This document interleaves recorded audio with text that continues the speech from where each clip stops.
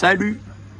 Voici venu le temps, non pas des rires et des chants, en l'hommage au regretté Christophe Izard, décédé il y a quelque peu, papa de Casimir pour ceux qui ne savent pas. Mais voici revenu le temps des tirages au sort. Après celui de la Ligue des Champions, on a eu donc un droit à celui de l'Europa League. Parce que, évidemment, mémoire de vieux con, je peux pas me souvenir de 3 tirages au sort.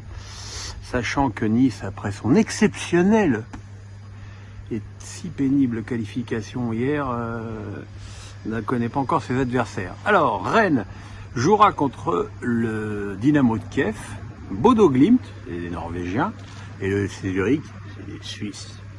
Ce qui est un tirage au sort qui me semble tout à fait dans les cordes, alors très certainement dans les cordes des Rennais de la saison dernière.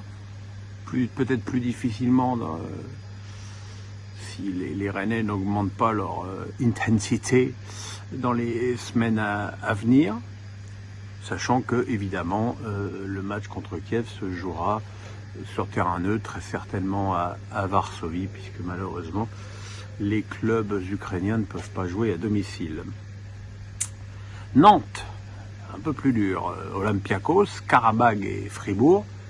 Olympiakos, c'est un bon club, hein. On va retrouver Valbuena et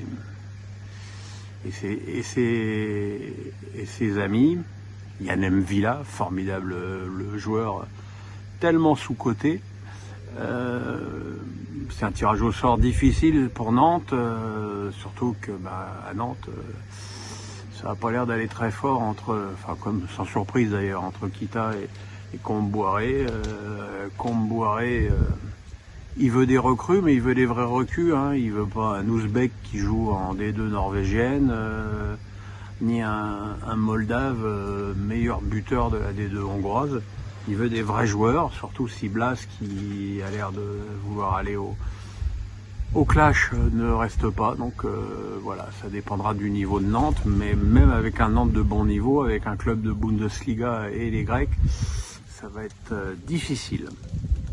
Enfin, Monaco, c'est l'Étoile Rouge de Belgrade, Ferencváros et Trabzonspor. Ferencváros, grand club hongrois. Trabzonspor, ambiance à la turque, hein, stade plein.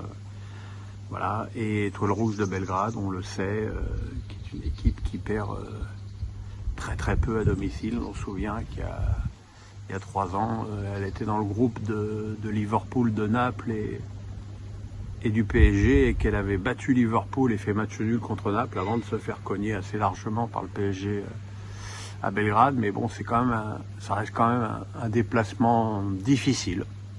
Enfin voilà, on peut quand même dire que sur les 5 clubs français, honnêtement, ce serait une déception de ne pas avoir 3 qualifiés pour les poules finales, très sincèrement. Après, c'est sûr que quand on voit le comportement de Monaco contre Eindhoven et celui de Nice contre les Israéliens, il est permis d'avoir des doutes, mais bon, on va être un petit peu optimiste, hein. Ça mange pas de pain, hein.